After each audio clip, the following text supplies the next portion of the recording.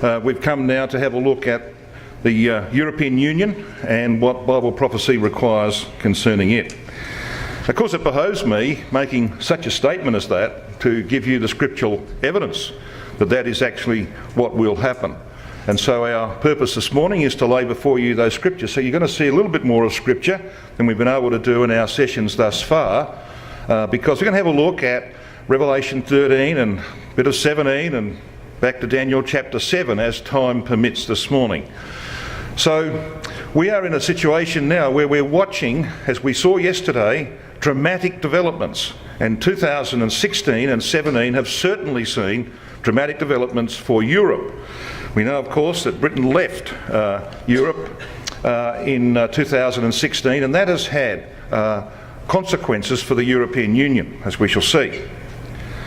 Let's start with the simple and the straightforward in this subject of Europe and the Great Confederacy that will include portions of Europe when Gog comes down upon the land. And the first thing we need to understand is that Bible prophecy requires that the image that Nebuchadnezzar saw in his dream should stand complete in the latter days. Now, you may recall the quotation from Brother Maurice Stewart yesterday that a power must arise which will collect together the peoples who inhabit the territories of those four world empires. Okay, so that's fundamental. The development of this great confederacy is going to include all peoples who live in the territories of those four empires, excluding Britain, and you're going to see the reason why we should exclude Britain as we proceed here this morning. So when you come to Daniel chapter 2 and verses 28 and 35, there are very clear statements made about that. You'll notice in the green on the screen that at the end of verse 28, Daniel told Nebuchadnezzar that he was going to be informed by the interpretation of this dream of what shall be in the latter days. We're living in the latter days. And then in verse 35 we read that the iron, the clay, the brass, the silver and the gold were to be broken to pieces together. And as Brother Maury pointed out, you can't break something together unless they are together. They've all got to be there at that time in order to be broken to pieces together. So that's a very fundamental thing. And of course the drama of Daniel chapter 2 is that when this image power does finally stand up, and it won't stand up, brothers and sisters and young people, until Gog is victorious over all comers in the land of Israel. Daniel chapter 11 says that they will plant the tent or tabernacle of their power between the seas in my glorious holy mountain. And so this image just stands up in all its glory, and the stone power smites it on the feet, and over it goes. In the next 40 years it grinds it to powder. That's the drama of Daniel chapter 2. We're watching the collection of the nations who belong to that image, but they're not going to stand up together until they're in the land of Israel, because Israel was one of the important parts of all four empires, wasn't it? And until they get it, it's not complete. So there is what Daniel 2 is teaching us about the future, which is not very far away. Now this is brought out, of course, by Brother Thomas when he wrote what we now call the exposition of Daniel. He said this about Nebuchadnezzar's image yet to stand. This scene, he says, has never been exhibited before the eyes of the world, because the constituents of the Colossus have never yet been put together so as to form the image of the scene. So it's still yet to come. We're expecting, of course, that to soon come, because what we're watching is these developments. Now we know, of course, that Nebuchadnezzar's image, because it must stand the latter days, will have one way of thinking. It's going to have a Babylonian head. It's a papal way of thinking. Okay, so that's obvious from that head. And then we have to have a Western leg with political clout. So the papacy in the West has to have restored to him some real political clout in Europe. We're going to talk about that this morning. And then, of course, as we pointed out yesterday, we're going to have Gog in control of Constantinople, and that will be the eastern leg. And because, of course, the religion of the West and the religion of the East came from the same source, they're all Catholic, really, okay, they will have this one way of thinking, because there will be an agreement between Gog and the papacy. So that's what we're expecting, brothers and sisters, and we're watching it develop right now. But what about Britain's part? in all of this. Of course, Britain was a member of the Roman Empire from the times of Julius Caesar. So he conquered, I believe, Britain, and of course for hundreds of years Britain was under the control of the Roman Empire. So what happened when Britain ceased to become part of the Roman Empire? Well, this is what happened. In 420 AD, the Roman Empire was finally resolved into two legs. It had gone through many iterations in its history. There were times when it was 2, and times when it was 3, and times of Diocletian it was 4. They had 4 emperors, and so on. It was not until 420 AD that we finally got 2 legs. When that happened, Britain was no longer part of the Roman Empire. Okay, so what we have here, of course, in these legs and the feet that are being formed, as Brother Thomas points out, they have not yet been formed. They are being formed because what is required is a fusion of iron, and the only remnant of the Roman Empire that we've had in recent times is its religion, Catholicism. It's a fusion of iron with clay that represents, of course, the democratic peoples of Europe. So when you read Daniel 2, which we're not going to go into now, when you read Daniel 2 verses 41 to 43, this is what becomes clear, brothers and sisters and young people. It is the iron that takes the initiative to infuse itself with the clay. It's not the other way around. Historically, it was the clay of the barbarian powers that came in and infused themselves into the iron of the empire. But this is clear from chapter 2 verses 41 and 43. It's the iron of Catholicism that takes the initiative, which is why this current Pope is ideal for the job. Okay, whether he will remain very long, only time will tell, but he's ideal for the job because, of course, he's espousing or mouthing very humanistic approaches to things, acceptance of homosexuals and all that kind of stuff, okay, which, of course, the European nations have got ears, they're wide open, see. The last couple of popes were strict, doctrinaire Catholics and made it difficult for the Pope to achieve any real progress in Europe. But that's another subject. We're talking about Britain's relationship to Rome. So these feet, with the 10 toes, is a confederation of European states united for a time by God. But it is a brittle fusion of democracy and false religion. So when did the Romans leave Britain? Well, we know that Britain is clearly the Tarshish of Ezekiel 38 verse 13. That can be proven by history and by scripture. We know that Britain, with its young lions, will oppose Gog's invasion of the land after Sheba and Dedan. And we know, brothers and sisters, that America is not a young lion. Now, when I make this statement in America, the rotten tomatoes start being thrown from the audience. I've had people walk out on me. What they don't realise, sadly, is that our Christadelphian community, from the 1850s right down to the 1950s, in fact 1957, never believed and never taught that America was a young lion. Did you know that? I can actually give you all the proof of that. Our community for over 100 years taught that America was not a young lion. And yet we've got off the track on that matter because, of course, we look at America and, oh, there's the most powerful nation on earth. They must have a place in the divine program. Brother Thomas says, both in Eureka and in the Herald of the Kingdom and Age to Come in 1860, when he was asked by a sister, what part does America play in Bible prophecy? This is what he said in a 4-page article, first paragraph.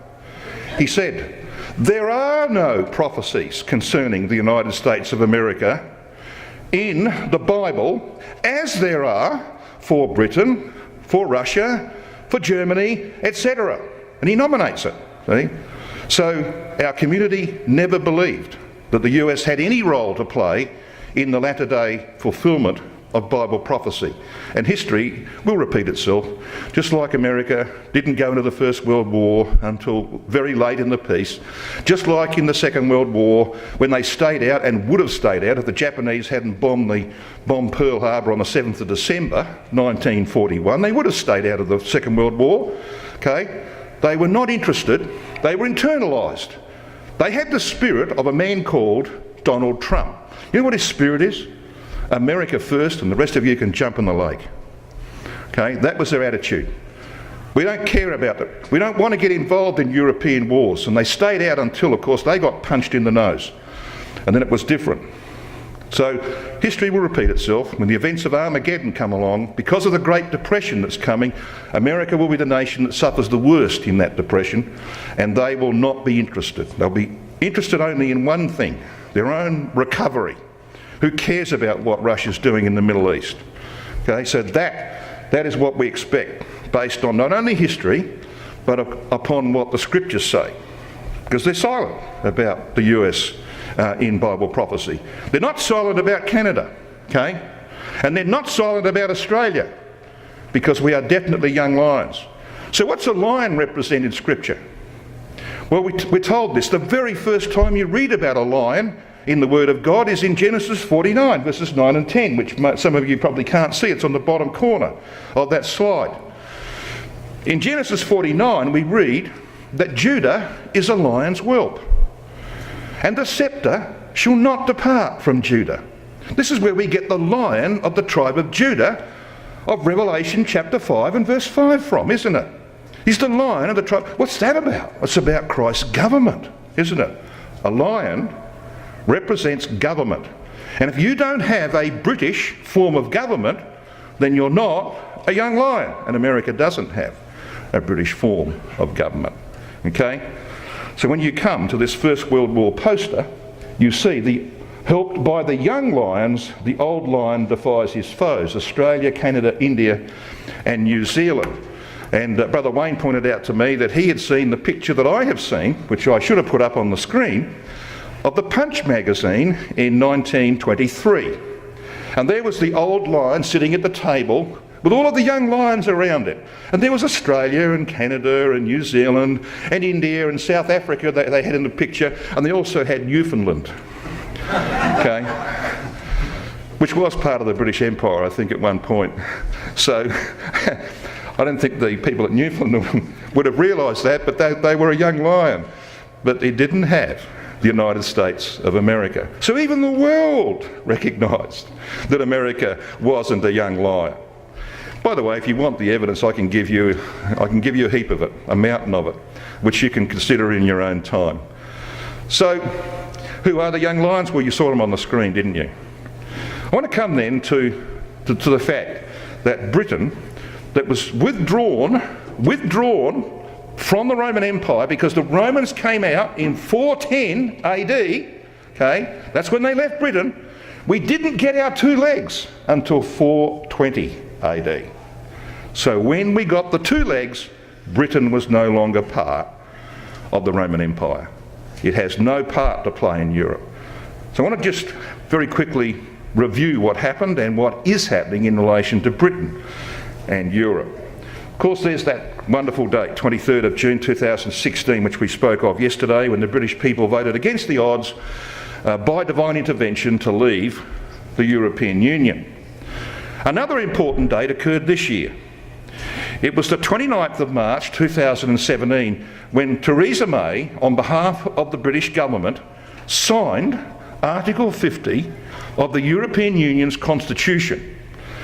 By that, of course, the British made it very clear that they were leaving Europe, and there's no turning back from that. Once you sign that, you have 2 years to get out. They've got a big job in front of them, because Britain, of course, is governed by at least 36,000 pieces of legislation from the European Parliament passed from the time that they joined in 1973. Now, what are you going to do with 36,000 pieces of legislation, much of which you don't like? This is the reason they came out.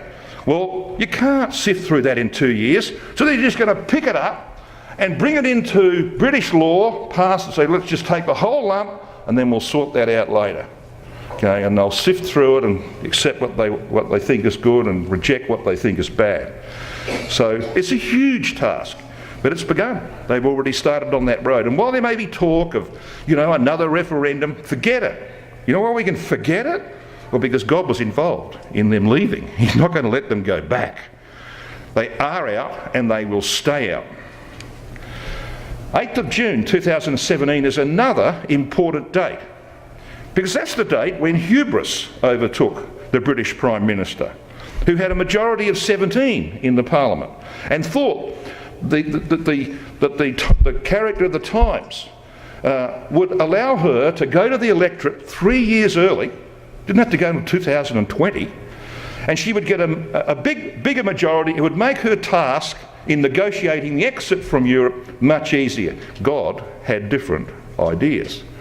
The populace was sick to death of elections for a start, and so when she went to the people on the 8th of June, she got a clout, all right, a punch in the nose, so to speak, politically, because the British people said no, and they voted for that unusual gentleman who's the leader of the Labor Party in a way that she could never have anticipated, and not even he anticipated it. Okay, so why did that happen, do you think? What's that about? Does this have a part in the divine plan? Well, yes, it does. Because you see now, Theresa May, for the next 3 years, until the next election, is dependent upon a very small Northern Ireland party. She would depend on the anti-Catholic Northern Ireland Democratic Unionist Party, formed by so-called Reverend Ian Paisley. And of course she's also dependent on some Scottish Conservatives. So who are these Democratic Unionist people? Well, they are followers of Ian Paisley. He's long since dead, of course, but on the website, which is still there, you can go and have a look at their website. His public relations arm is called the European Institute of Protestant Studies. They say that their purpose is to expound the Bible. They could probably do a better job with that. Expose the papacy, to be frank, they do a little better than we do in some ways, and to promote, defend and maintain Bible Protestantism in Europe and further afield. Okay, so this is the whole purpose of Paisley's party that still exists and which Theresa May is now dependent on.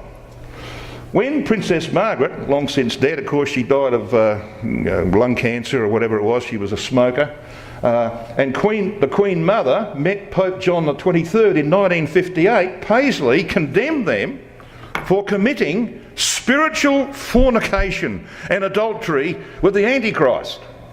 Haven't heard too much language like that from us. And in 1988, Paisley interrupted a speech being delivered by the popular Pope John Paul II in the European Parliament. He was a member of that Parliament. And he stood up and shouted to the Pope, "I denounce you as the Antichrist." Really? Okay, so you get a bit of a feel for where this party is coming from. So you just imagine if you're Theresa May and you've got to go into negotiations with the Catholic nations of Europe who are saying to you, well look, I know we've got to have a divorce, but let's just keep sort of cuddling up together. What do you reckon the DUP's going to do? Okay, so you see what God's done? He's tied her hands. She thought she'd get this massive majority to be able to get basically a soft exit and get all the things that Britain wants. God wants Britain out. All right? He wants them cut off from Europe.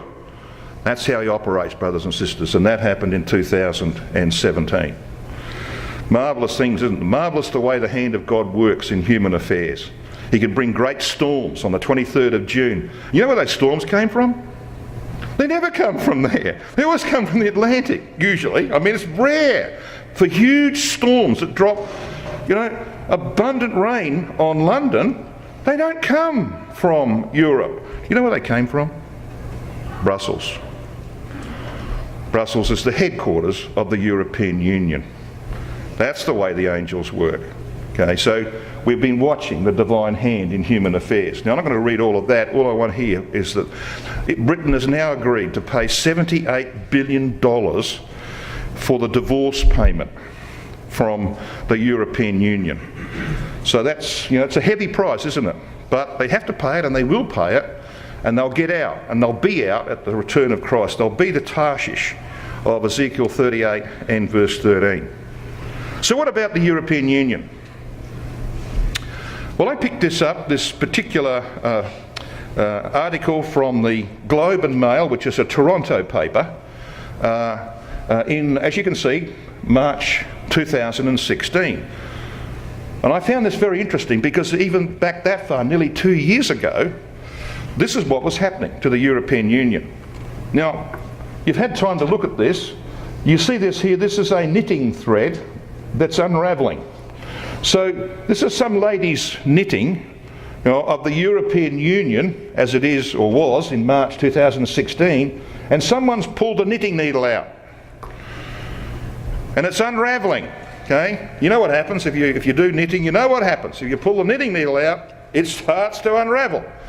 And it's unravelling because of financial stress, a bit more about that in a minute, internus and strife, bankrupt member states, and most of the southern states here, including Ireland, are bankrupt or pretty close to it. They've had to be bailed out, many of them, mainly by Germany, that's now in serious financial trouble because of that, okay? By the inclusion of the refugees from the Middle East. Did you hear that anti-Semitism is on the sharp rise in Germany? Why would that be? Well, they've just taken in 1 million Syrians who don't like Israel. Of course you're going to have a rise in anti-Semitism. And they will join with the neo-Nazis that are making progress in Germany and got, their right-wing party got far more votes than Merkel thought they could possibly get, okay? And that's why she can't form a government right now. So there's a whole heap of issues going on in Europe, and Germany is in deep trouble. They opened their borders and now they've got to pay the price for that. So all of these things are contributing, and of course the removal of Britain from their ranks, which was one of the most important states in the European Union, one of the most wealthy states, that has been a huge blow for the European Union. So it is unravelling, no question about that. So what does Bible prophecy require? So this is where I'm going to take you to the scriptures, and we're going to have a look and see exactly what Bible prophecy requires at the time of Armageddon and beyond.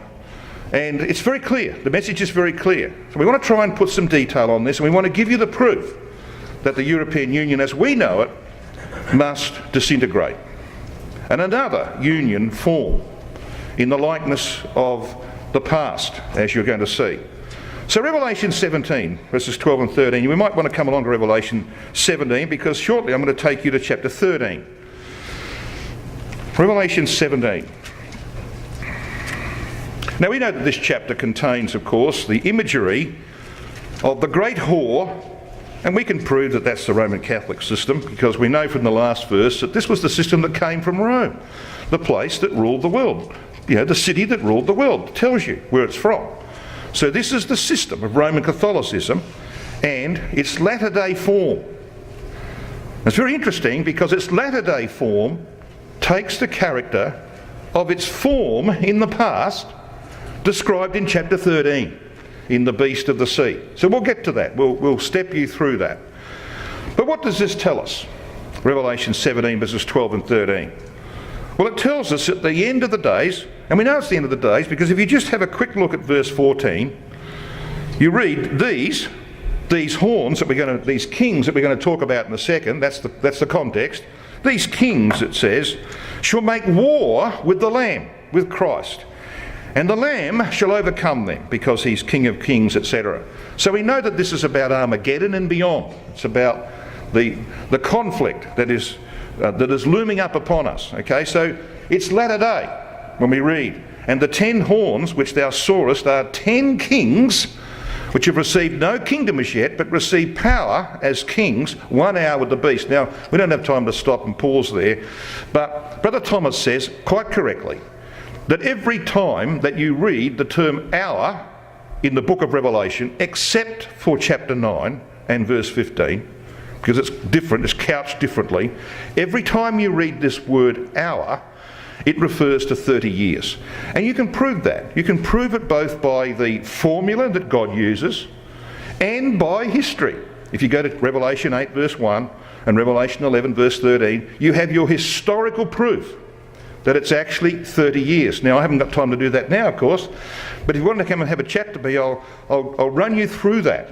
And we clearly demonstrate that it's a reference to 30 years. So when you read that they receive power as kings 1 hour, it means 30 years. These have one mind and shall give their power and strength unto the beast. So what's it telling us? There will be 10 independent nations with one political agenda shaped and guided by the papacy, who at that time will have great power. Now the Pope's going to get that power, brothers and sisters and young people, on the back of the Great Depression that's coming, while you and I are at Sinai, going through the process of judgment and preparation for our work of the future. Okay? That's when he's going to get that power. And it will be enormous, because those European nations, the southern European nations that this is about, are going to be dependent. They are already bankrupt, leave alone what's going to happen to them when the Great Depression comes. So they're going to need the Pope, big time. And he's not going to give any help, is he, without a quid pro quo. What do you think the quid pro quo might be? I want to say in your politics, okay? I want to say in your politics. And so the iron will mingle itself with the clay, and there'll be a brittle fusion. They don't really agree, do they? So they don't hang together all that well, but they'll hang together long enough for that image to stand up on those feet and to stand up in the land of Israel and to be crushed by Christ and the saints. So that's what this is about. The European Union, the Eurozone, therefore, is doomed as we know it. And the British withdrawal, and as I said, the bankruptcy that is creeping through all of those southern nations is going to finish the job.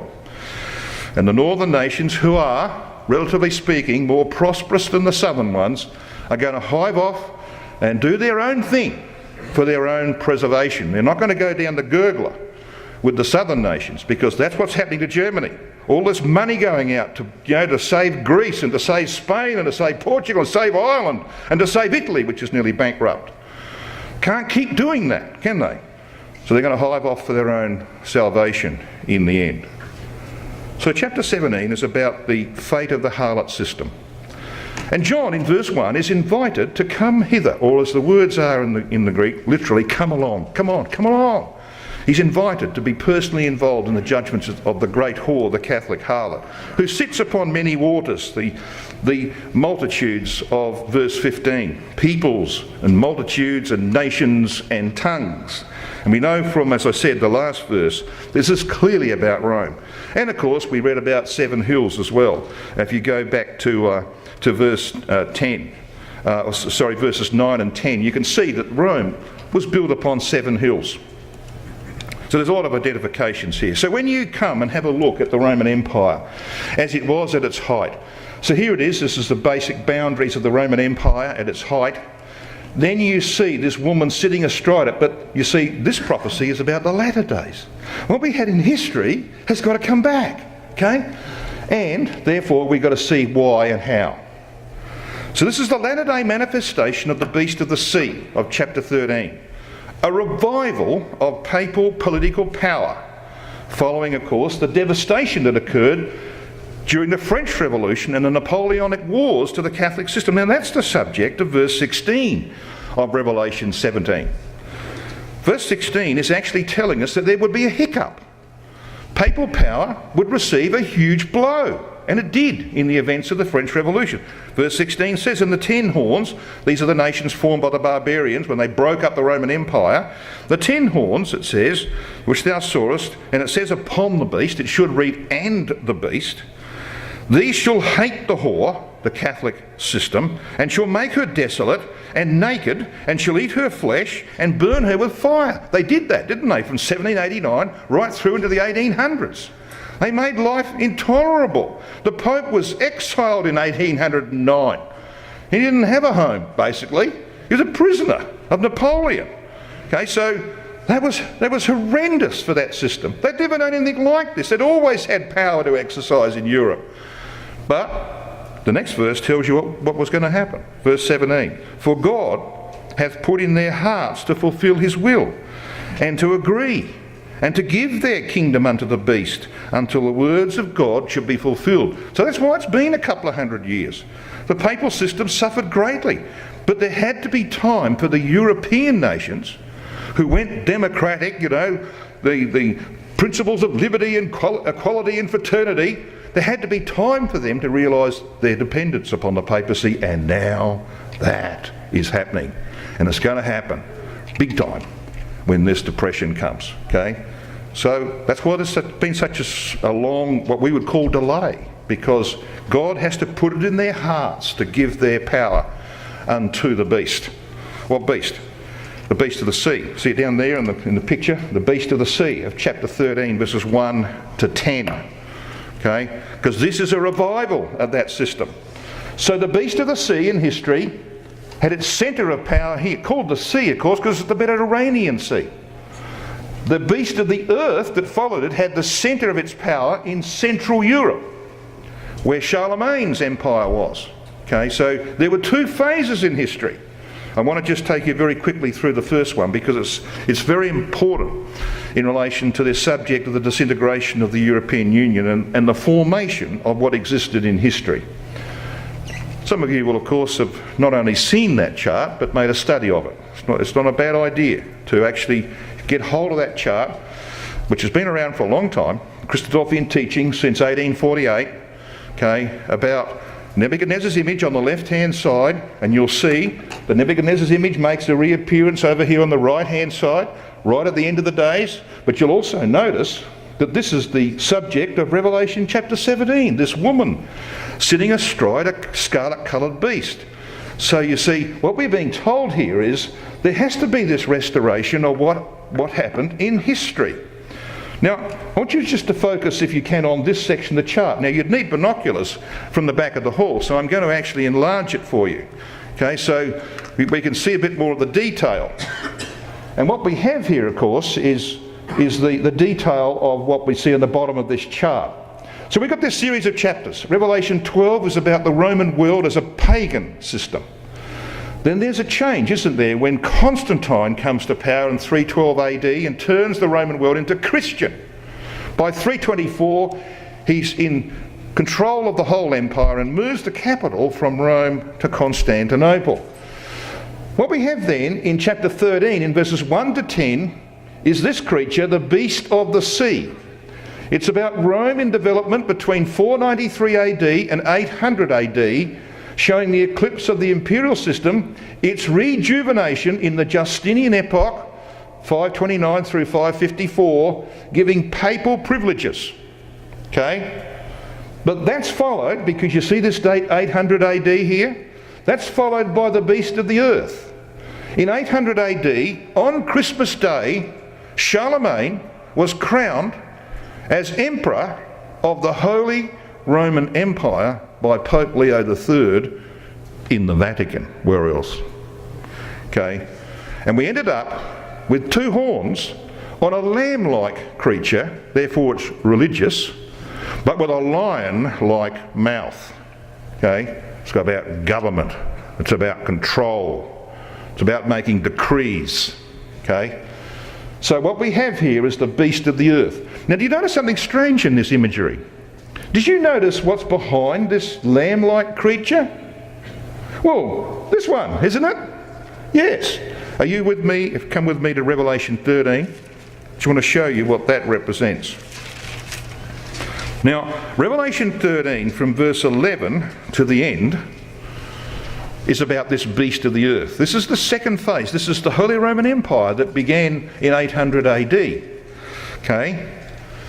What would it do? Well, verse 14 tells us, "He deceiveth them that dwell on the earth, the Roman earth, by means of those signs which he had power to do on the side of the beast, saying to them that dwell on the earth, that they should make an image to the beast, which had the wound by a sword," and we'll come to that in a minute, "and did live. And he had power to give life unto the image of the beast, that the image of the beast should both speak, and cause that as many as would not worship the image of the beast should be." Get the idea? There's repetition of this phrase, the image of the beast. What is that? That's the papacy with political power. Okay? The papacy with political power. That's the beast of the sea. That's what the first 10 verses of this chapter are about. How the Pope got political power in the West. Okay? But then when, of course, this next phase came along, the power shifted to Central Europe under Charlemagne and his successors. And it was that emperor that gave the power to the Pope to rule in the West, to rule in the area that we would call Europe today. Okay, and by 1200 AD, the Pope was the most powerful person on earth, even though there were emperors. He had one emperor crawl up to him into Rome in the winter, like your winter here, and he left him out in the cold for 4 days, just to teach him, I am the one with power. All right, so this empire, this Holy Roman Empire, gave absolute power to the papacy, to the image of the beast. This one here, see, that's why it's behind that lamb-like creature. Got a picture? Okay, a lot more detail could go into that, but I think you can see. Now, I want to focus on the beast of the sea, because this is what we're going to see very shortly re-emerge in the earth. This is what we see happening right now, brothers and sisters. The rise of the beast of the sea. So let's very quickly, and we have to be quick, just run through the content here of the first few verses of Revelation 13. What I'm going to really focus on is what you can see there in the box. So we've got this beast that rises up out of the sea in verse 1, and it has 7 heads and 10 horns, we read in that first verse. 7 heads represents the 7 forms of government that the Roman Empire went through in its history. Okay? The 10 horns represent the barbarian division of the empire over 100 and so years, when the barbarians came in and took up portions and control of the Roman Empire and established their own kingdoms. This is why they can be like 10 kings. They had their own little kingdoms. That's why you read that they had crowns. You see, crowns or diadems on these horns. That's about self-government, isn't it? So they set up their own kingdoms. In verse 2, we have this beast of the sea with the likeness to a leopard, a bear and a lion. Really? That's Daniel chapter 7, isn't it? They're the symbols of Babylon, Medo, Persia and Greece. So this beast, this empire, is going to have the characteristics of all the former empires, because you see in its latter day manifestation, the peoples of all of those 4 empires will be united together under its control. That's what it's telling us. And of course the dragon here is the military power of Rome based in Constantinople that gave, of course, the Bishop of Rome the right to rule in the West. And he gave him a throne or a government. Then we come to verse 3. And we read about one of his heads, the 7 heads. One of these heads is actually wounded to death. Now, the history of this is pretty simple, because Rome had these 7 forms of government. They had the regal, the consular, the dictatorial, the decemviral, the tribunicial, and the imperial. Now, the imperial is the important one. This was the form of Roman government from BC 31 to AD 476. Our Lord Jesus Christ was born during this imperial form of government, during the 6th head of this beast. Okay? But this was wounded to death. It had an apparent wound that should have led to death. It came to an end with the barbarian invasions culminating in Odoacer removing that form of government in AD 476. That's when it came to an end. But it only came to an end for 60 years. Because what happened was, in 493, Gothic rule was imposed on Italy by Theodoric, king of the Ostrogoths, or Eastern Goths, who had invaded the empire. Thus, the 7th head of government was formed in Italy. But Gothic rule only went on for 60 years. It didn't last all that long. So what happened then? Well, this 6th head, this imperial form of Roman government, yes, it had been struck down, but it was to revive. Verse 3 tells us it was healed. And the Bishop of Rome induced Justinian, who was the emperor in the east in Constantinople, to invade Italy on his behalf in 535 AD. By 544, the Gothic rule came to an end in Italy, and Constantinople revived the imperial head, but not in Rome, in Ravenna, which was on the other side of the leg of Italy. Rome became a city of the second rank, but what was back was very important to the Bishop of Rome, because what was back was the imperial form of government, and in time, through the decrees of the emperors in the east, he was to become the ruler of the West. He was to rule the nations of Europe. Okay? That's what this is about. And papal rule was to go on for 1260 years from the time of Justinian. And we know that 1260 years is involved because we've got 42 months, and a Jewish month has 30 days. So 42 months is 1260, or 3.5 years. Okay? 1260 years, dated from the decree of Justinian in support of the papacy. Those decrees, the Justinian decretals, were from 529 to 533. You add 1260 to those dates, and you come to 1789, the beginning of the French Revolution, to 1793, to the height of the French Revolution, when Catholicism and the influence of the Pope had been destroyed, not only in France, but in other countries around it as well. Okay? So that is where papal rule came to a sudden end, in the events of the French Revolution. And by the way, brothers and sisters and young people, there has not ever been one acquisition of papal power in history that has not terminated exactly 1260 years later. Not one. And the last great acquisition of papal power was 800 AD, and it will also terminate in the year 2060. 2060. That's when that empire will come to an end. It's 42 years away. And a lot of things got to happen in that 42 years, okay? Including our judgment, our preparation, Armageddon, and a whole lot of other stuff, okay? And we're not very far away. Now, just to give you a bit of a feel, and I'm watching the time here, this chart will help, I think, in just summarising what we've just said. But get your bearings straight first. When I say the return of Christ over on the left-hand side of this chart, I'm not meaning the return of Christ to collect you and me, to raise the dead and to take us to judgment. I'm not talking about that. That comes well before. I think 10 years before. Time will tell. It comes well before. What we're talking about here is when the earth knows, when the world knows that Christ is in the earth. And that will be, of course, in the events of Armageddon, when he and the saints arrive at the Mount of Olives. Okay? So that's what we mean here by the return of Christ. That's why Armageddon is there, you see. This red line that you're looking at here, this is, as we say, the pattern of Roman Catholic resistance to Christ for 40 years after Armageddon.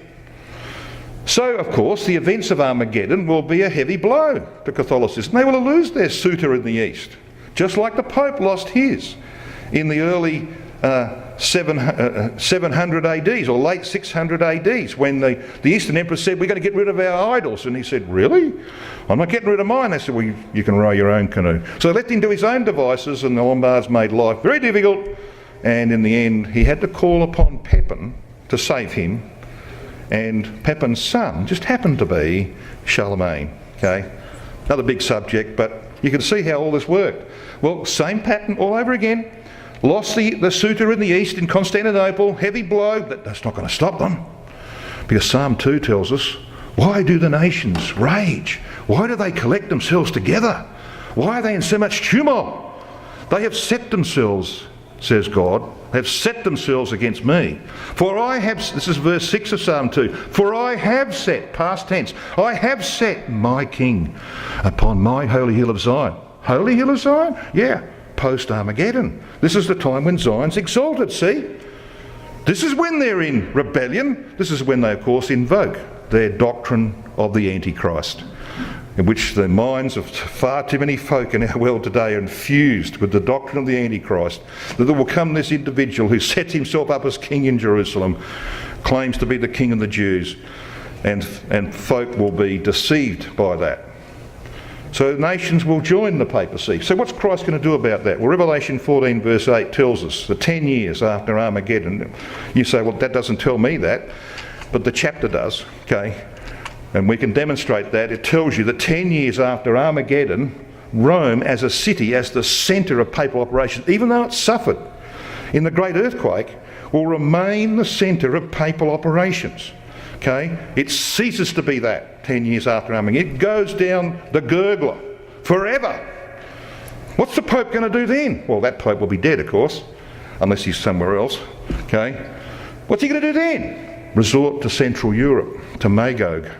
So this is why Ezekiel 39, verse 6 says, I will send a fire upon Magog. That's post-Armageddon, the subject of the previous chapter. Okay? Because this will become the centre of papal rule in Europe. So what are we doing here? Well, we're going through the same phases as history, because the papacy will be destroyed in 2060 along with the empire that supports it. But that's not the end of all Catholics. You're pretty close to Revelation 19. Just switch over to Revelation 19 for me.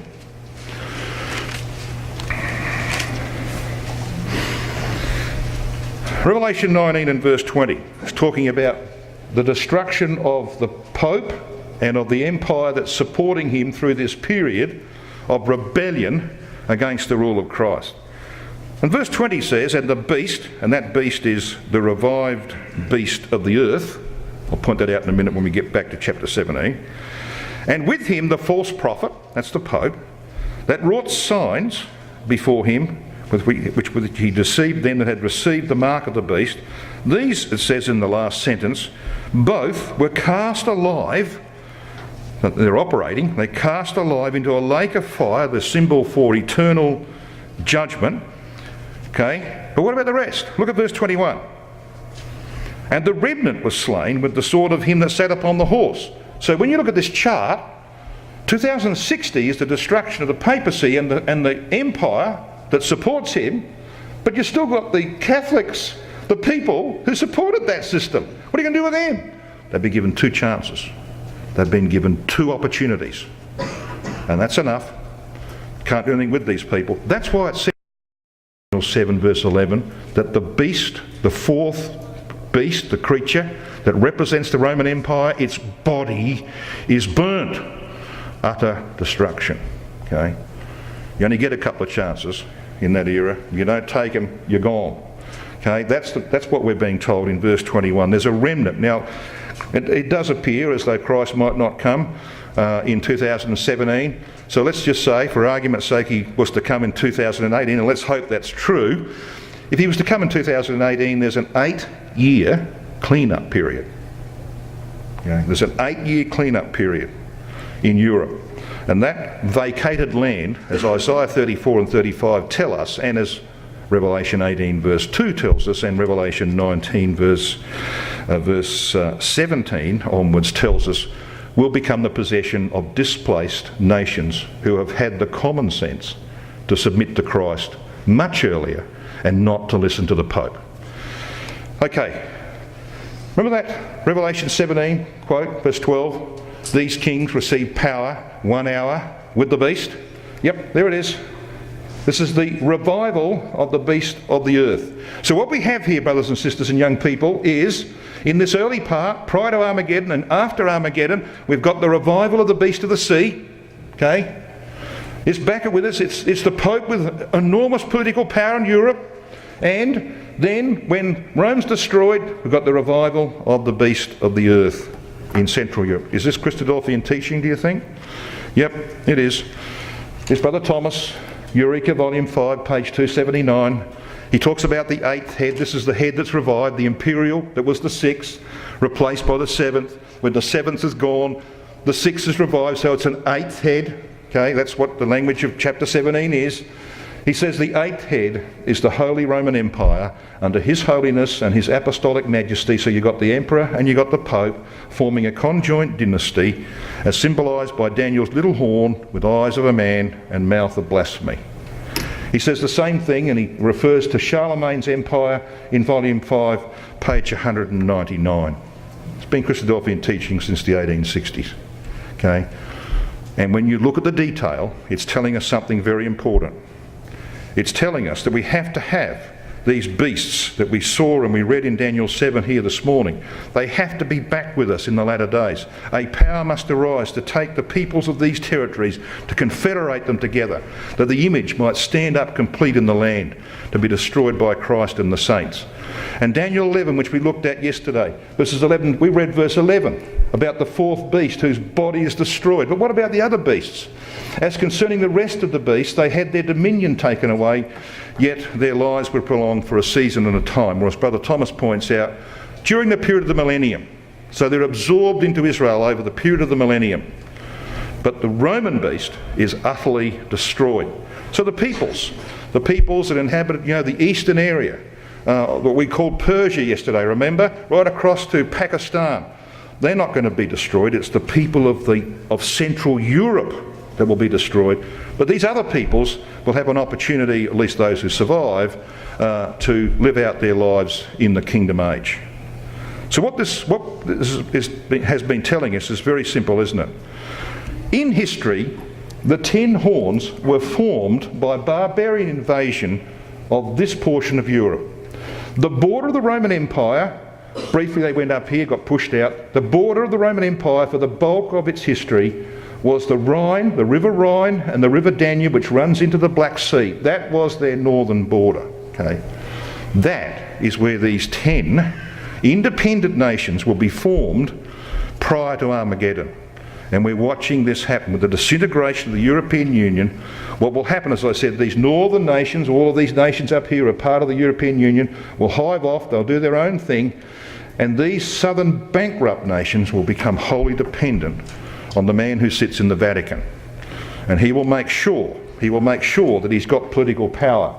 So this Great Depression, which we'll talk about a little bit later on today, God willing, we'll see the revival of the beast of the sea, the fourth beast of Daniel 7 verse 7, and the Babylon the Great of Revelation chapter 17. Now I was going to say a little bit about French politics, and I see John over there looking. I need to finish pretty soon, John. I need to finish pretty soon. Just very quickly run through what's happening here. We've got the metamorphosis of French politics. France stood on its head this year. The right and left wing who have ruled France for decades are out of sight. They're gone. And we've got this cream puff called Macron, okay, in power in France, and he has, of course, a competitor for power. That competitor for power, she didn't do all that well in the president, but she shouldn't have even been there, right? She shouldn't have even been there as a candidate for president of France. And when the wheels fall off in France, which they will do when this depression comes, the time will come when we'll have the Goma. Brother Thomas in Helpless Israel talks about France being the Goma of Ezekiel 38 and verse 5. Yep, because this woman, Marine Le Pen, the head of the right-wing National Front, it's very right-wing. So this article tells us where she comes from. France has a major far-right Eurosceptic, interesting, and openly pro-Russian party that receives funding from the Kremlin. So what's her policies? Well, apart from getting out of the European Union, which would be, cataclysmic for the European Union, she advocates leaving NATO, International Monetary Fund, limits on immigration, stop these Muslims coming in, and forging what she calls a privileged partnership with Russia. Yeah, you can see where that might be going, eh? She's by far the most popular political figure among right-wing voters in France, and she's garnering support from the left wing as well. The day will come. We don't know what God has in mind for her, but she's certainly positioned to take France into the confederacy of Gog. Okay, wonderful things. Germany, by the way, can't even form a government. Can't form a government. I'm not going to go into that. They are in serious financial trouble. If they don't get their act together shortly, they're going to have a worse situation than Greece. Okay, so here's Merkel. Yeah, you can see she's very pensive there. This is her former partner in coalition, Martin Schulz. He doesn't want anything to do with Merkel's party anymore, but he's playing along. And he says, we'll talk to you, but we don't want to form a coalition anymore. But we'll talk to you, but we'll start in mid-January. Okay, they don't have a government. Germany is in trouble. She doesn't want new elections because she knows the right wing will gain on her again. Okay? So she wants to avoid that. And this grand coalition that she's looking for probably won't come to pass. I'll cobble something together eventually, of course, but it's not going to be enough to save Germany from crushing financial ruin. That's what's going to happen. So they're going to be out of the picture. They brought their gold home. Did you know that? They brought their gold home from America. They thought the Americans might steal it, for one, when the Depression comes. And secondly, they're preparing for a disaster. They know it's coming. And the world knows it's coming. These warnings given. Investors are on the Titanic, said Dr. Doom. Jim Rogers, you know, he's got squillions. He formed the Quantum Fund with George Soros. You've heard about George Soros, haven't you? Okay? A 68 trillion biblical collapse. I love their language. Biblical collapse will wipe out millions of Americans. Okay? It's coming, brothers and sisters, and the debts of America are well known. The US owes the rest of the world $20.5 trillion. The American young people owe $1.5 trillion in college debt. Americans have more than 1 million credit card debt, 1 trillion in credit card debt, and more than 1 trillion in auto loans. So they're buying cars on debt. And 73% of Americans die with more than 60,000 owing to others. US consumers now have nearly $13 trillion in national, in personal debt. Far more than in 2007 when the avalanche fell on them. So, yep, we're in the days of Noah and Lot, and I want to talk about that in our exhortation this morning, God willing. And we're going to see how relevant that is to you and me, brothers and sisters, when we have a look and see what the past has produced. This Great Depression of the 1930s is going to be repeated again, and it will bring about another war, just like the first one did. But that will be Armageddon, and we're going to be personally involved in that. So in our exhortation, we'll have a look at what we should be doing in expectation of the return of our Lord Jesus Christ.